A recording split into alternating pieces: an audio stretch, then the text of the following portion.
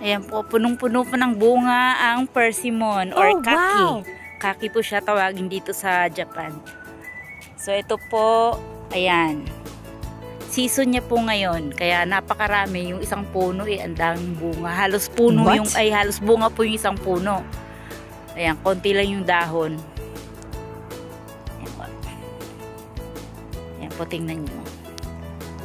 So, bawal pong pumitas. Ayan, ang lalaki po.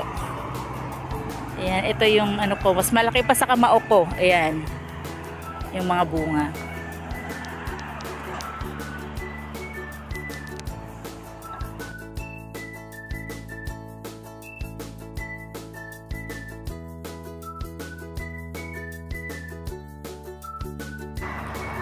Good morning! Hi mga ka-Broker V! Ito po ako ngayon sa taniman ng tinatawag na dito sa Japan na kaki. So, persimmon po. So, ayan po yung bunga niya. Napakadami po.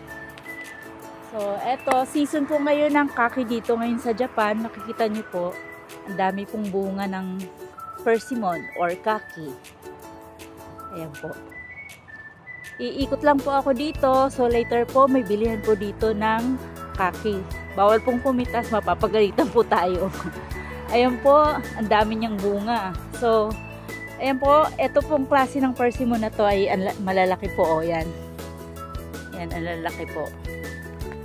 So, ayan ang tour natin dito sa